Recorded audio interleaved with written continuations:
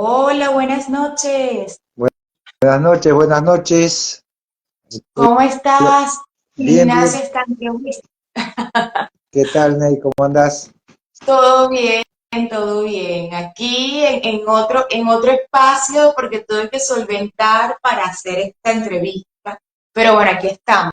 Creo que quedó bien, que solventamos bien. Está bien. ¿Cómo andas? Bien, con las complicaciones lógicas que estamos atravesando todos los trabajadores de la cultura del país, ¿no? Porque, bueno, lamentablemente el presidente nos culpa a nosotros de ser los culpables del hambre, como si los artistas tuviéramos algo que ver con el hambre, ¿no? En todo caso, de la única hambre que podemos ser responsables es de la propia hambre de cada uno por haber elegido esta profesión, pero que seamos responsables del hambre de los niños, me parece que es una exageración por parte del presidente, ¿no? Eh, y esto ha determinado que, por ejemplo, acá en mi provincia, de 68 festivales provinciales y fiestas populares que se hacían, en el calendario de este año quedaron solamente 28, o sea, 40 menos, con lo cual nuestro trabajo se redujo muchísimo. Y al reducirse el trabajo, obviamente se reduce también el dinero y los recursos en un momento en que todo aumenta, ¿no? Así que no está fácil, o sea, pero estamos bien con la frente en alto, que es lo importante. Claro, siempre adelante a pesar de todo.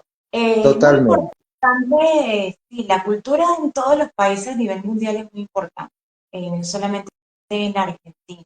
Yo pienso que estamos en un proceso mundial de un globalismo total, eh, y bueno, creo que eso también influye, ¿no?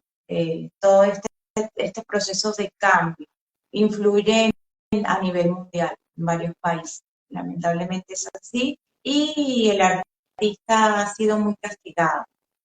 Por ejemplo, los artistas que son independientes, ¿no? Y los profesionales también independientes. Yo quiero, bueno, preguntarte sobre el libro, ¿no? El libro de la banda Alto Blues.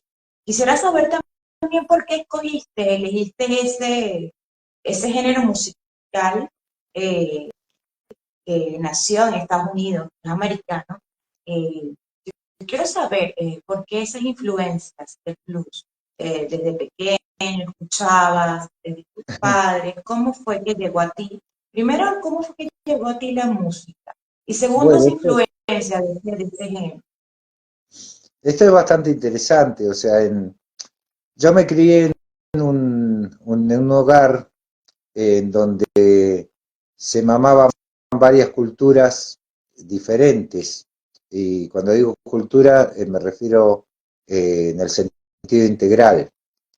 En realidad, mi padre llega acá siendo prácticamente un niño, llega a la Argentina siendo prácticamente un niño, escapando de la Segunda Guerra Mundial, junto con su madre, que había quedado viuda. Y yo no alcancé a conocer a mi abuelo de sangre, pero mi abuela se vuelve a casar y se casa con un ruso. Mi abuela era de la frontera polaco-alemana, o sea que a lo largo de su vida hubo momentos en que fue polaca y hubo momentos en que fue alemana según cómo vinieran las invasiones y los tratados políticos en aquel momento. Y mi padre nació en Lituania, con lo cual hablaban idiomas diferentes, profesaban religiones distintas. Después mi padre se casa con mi madre una típica criolla, con ascendentes de origen español, de origen italiano, de origen negro también, y de origen indio, o sea, guaraníes concretamente, ¿no? Eh, y profesaba otra religión y hablaba otro idioma, o sea que me crié escuchando músicas muy diferentes, muy diversas, y con estructuras de pensamiento muy distintas, porque cada lenguaje, cada idioma, tiene una estructura distinta, ¿no? La forma, cuando uno ve cómo es la gramática de otro idioma, no es igual que la gramática nuestra, o cómo se construyen las palabras en alemán, no se construyen como en castellano. Entonces, nada, todo eso, esa mezcla, esa fusión, eso la mamé de muy chico, y siempre me interesó el tema de las fusiones. Y también en lo que es música, hacer algo que es el equivalente a la ingeniería inversa. A mí a los 13, 14 años me gustaba, la música que más me gustaba era el rock sinfónico, el rock progresivo. Todavía sigue siendo la música que más me gusta. Bandas como King Crimson, como Genesis, como Yes, como Pink Floyd. Y haciendo ingeniería inversa a partir de esa música, buscándole la raíz de dónde venía, en todos los casos uno llega al blues. Ahora bien, ¿qué pasa cuando buscamos las raíces del blues después? Y te encontrás que ahí también hay fusión, porque como vos dijiste, es una música de origen norteamericano. Y esto es parcialmente cierto. William Hardy, que fue el padre del blues, está considerado el padre del blues, en el año 1912 compone Saint Louis Blues. Y si uno presta atención va a encontrar ahí influencias del tango. Y el mismo Hardy lo explica, dice que el tango se había puesto de moda en el mundo y hacia 1910 llegó como música bailable a Estados Unidos. Entonces la gente quería bailar tango, que era lo que se había puesto de moda en ese momento, y las bandas que tocaban música de origen afro, como la de William Hardy, se encontraban ligeramente desplazadas en lo laboral.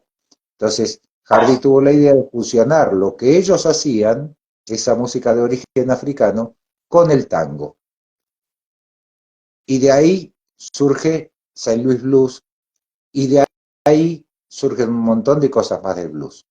Sucede que cuando hablamos hoy de blues, la idea a que nos remite primeramente es a Willie Dixon, a B.B. King y a estos muchachos del blues de Chicago.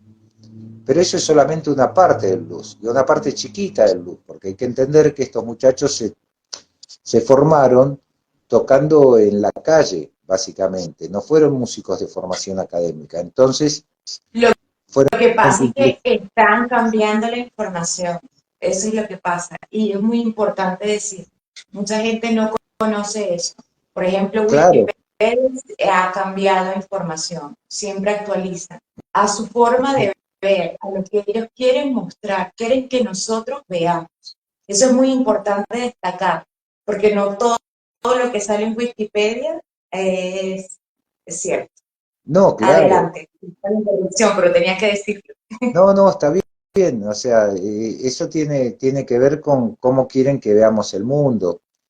Eh, entonces, bueno, terminando un poco esto, te decía, o sea, hoy la idea que tenemos casi todo el blues es el blues de Chicago, pero hay mucho blues aparte del blues de Chicago. El blues de Nueva Orleans o el del Mississippi, del Delta, son blues muy diferentes al blues de Chicago.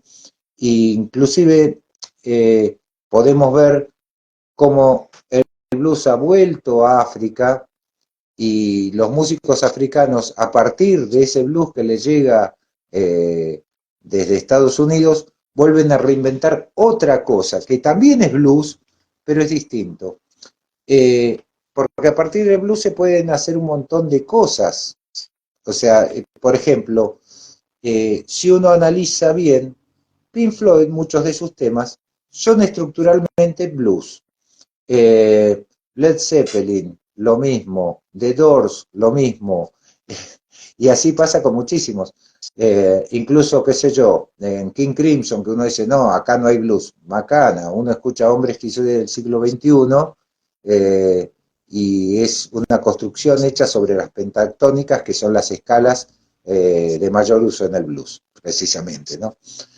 Respecto a esto otro que decías de Wikipedia, claro, hay que ser muy cuidadoso, ¿Por qué? Porque en las enciclopedias tradicionales, las que venían en papel antes, en los libros, que eran 20 tomos, 30 tomos, 40 tomos, había todo un trabajo de investigación en cada área y en cada tema que ahí se trataba, entonces venía con avales de estudios de universidades y de gente que había estudiado cada tema para tratar de ser los más veraces posibles. En Wikipedia, como es libre, cualquiera sube lo que quiere también.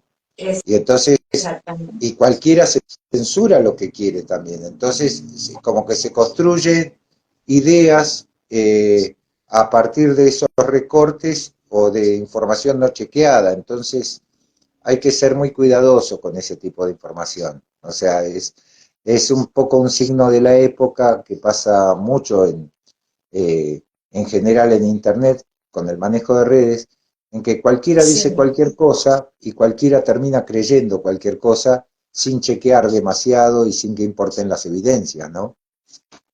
totalmente. Sin investigación. Cuéntame, Claro. yo quiero saber ahora, ¿cómo describes o cómo describirías, eh, según tu visión, ¿no? Eh, la estructura y la composición de la banda, alto. Alto Blues. Bueno, eh, la banda nuestra ha sido una banda mutante a través del tiempo. O sea, originalmente el nombre que le pusimos fue Alto Blues porque los temas con que iniciamos en la primera formación de la banda, básicamente se trabajaba sobre las estructuras de blues, ¿no? Con variantes, eh, aplicándole otros condimentos, no haciendo el blues de Chicago, el tradicional, ¿no? Sino partiendo de ahí como punto de partida para ir hacia otros lados, para explorar otros rumbos, Como para ver. inspiración, claro, Claro, como inspiración. totalmente. Entonces, eh, de ahí vino la idea de ponerle ese nombre, que además es un homenaje eh, a, a Watson, que es el autor de un tema que se llama precisamente Alto Blues, ¿no? Un músico de principio del siglo pasado. Fue como para tratar de rescatarlo un poquito en la historia, que tiene que ver con esto de la investigación, precisamente, ¿no?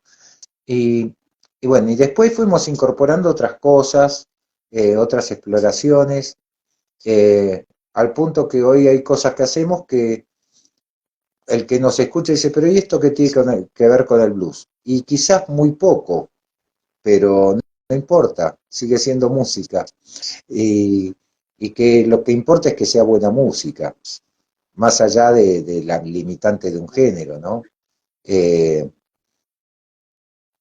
y bueno, y como decía, la banda ha ido mutando, ha cambiado músicos a lo largo de los, ya vamos, estamos transitando nuestro año número 16 de historia como banda, ¿no? Claro, desde el 2008 hasta 2024, en la actualidad.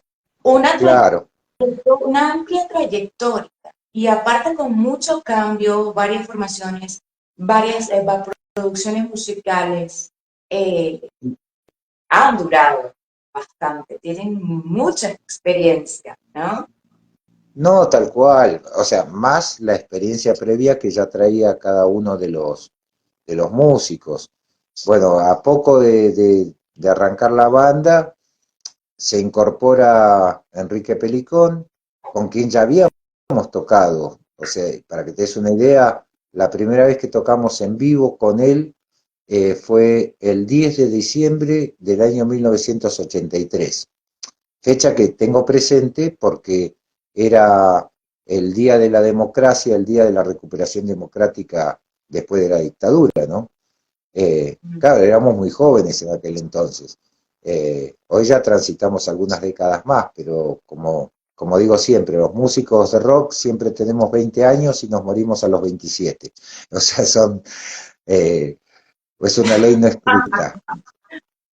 Es una ley no escrita. Entonces, bueno, él se incorpora y con él ya nos conocíamos de muchos años, de tocar juntos, y después se incorpora Pablo Sánchez, que ahora está y no está, porque si bien sigue siendo el baterista titular de la banda, eh, tiene una grave enfermedad auditiva eh, que no le permite tocar en vivo con frecuencia. Entonces él toca unas pocas veces al año en vivo y es reemplazado por otros bateristas que también son miembros de la banda, ¿no? O sea, somos una banda con 3 bateristas en este momento. Este titular que no está casi nunca, pero cuando puede está. Después Luis Albornoz, y cuando no puede Luis Albornoz por algún otro compromiso, o por enfermedad o por lo que fuera, está Andrés Barberá. Que Andrés también tiene su banda, tiene su proyecto musical, y bueno, son 3 bateristas con 3 formas de tocar distintas, así que esto creo que de alguna manera nos enriquece porque nos obliga a tener que adecuarnos, que acomodarnos a cada forma de tocar. Entonces, cada vez que hacemos un tema, nunca es el mismo tema, según con quién lo estemos tocando, ¿no? Eh, entonces, cada vez que se toca un tema, se reinterpreta y renace otra vez desde cero, ¿no? Aunque sea temas que hagamos desde hace mucho tiempo. Eh, y Bueno, aparte la de eso, organización, porque tiene que haber mucha organización para eso, por temporada y compromiso, ¿no? También. totalmente, totalmente, no, el compromiso nuestro es total, o sea, a ver, mi único ingreso económico es de la música, yo no vivo de otra cosa. Eh, Básicamente, la mayor parte del ingreso es tocar en distintos locales, básicamente locales gastronómicos, cervecerías, restaurantes, ese tipo de lugares, ¿no? Es donde uno más seguido toca. Eh, porque bueno, es donde mejor pagan. Y ahí, bueno, aparte del material nuestro propio de la banda, tenemos que hacer muchísimos temas de rock y de blues nacional e internacional, cosas que la gente conozca, ¿no? Entonces, ¿qué hacemos? Los reversionamos, ¿no? No queremos hacer covers, porque hacer covers es como copiar lo que ya está hecho. ¿Qué hacemos nosotros? Tomamos un tema y bueno, le tratamos de dar alguna vuelta de rosca más para, para que suene de otra manera, que tenga algo que se note que es otra versión. O sea, no copiar el tema, sino interpretarlo a nuestro modo, a nuestra manera. Entonces, eh, eso también nos enriquece mucho porque nos obliga a estudiar un montón de temas musicales. eh, y al estudiar los temas de otro, uno también aprende cosas que después sirven para los temas de uno, ¿no? Eh, Claro. eso es muy, Esto muy enriquecedor. me gusta, muy original, además, no copiar, sino como que modificar y encontrarle la vuelta, ¿no? Al sonido, Correcto, a la estructura musical, como tal, de los compases. Pero bueno, claro, eso me... correcto. Bueno, Entonces, claro, bueno, en el arte de la interpretación, o sea, por ahí hemos recibido algunas críticas, ¿no? Porque hay gente que por ahí es medio fundamentalista, quizás, de decir, no, ustedes tienen que hacer sus temas propios nomás. Y no, nosotros como que negociamos un poco con el público entre lo que a nosotros nos gusta y lo que al público les gusta. De hecho, cuando hacemos temas que no son de nuestra autoría, en realidad estamos haciendo temas que nos hubiera gustado componer. O sea, qué sé yo, temas de Rolling Stone, temas de Tom Petty, de Creedence, de Beatles, eh, o en el plano de lo nacional, temas de Charly García, de Spinetta, de Papo. Si estos temas nos hubiera gustado componerlos nosotros. O sea, entonces, cuando lo hacemos, no tenemos la intención de copiar para que suene como en el disco de sus autores originales, ¿no? Sino hacer nuestra propia interpretación, porque el arte del intérprete es importante. De hecho, grandes figuras de la música de este país no han sido autores sino intérpretes. O sea, en el tango Roberto Goyeneche, en el folclore Mercedes Sosa, Juan Carlos Baglietto para lo que ha sido el rock nacional, y son intérpretes. O sea, no componen, no compusieron sus propios temas, o si los compusieron no los conocimos. O sea, conocimos su interpretación de temas de otros, y que son distintas que las versiones originales, y que muchas veces han sido más exitosas y más aceptadas por el público que aquellas versiones originales, ¿no? Entonces, no es fácil el arte del intérprete y es importante poder hacerlo bien, ¿no?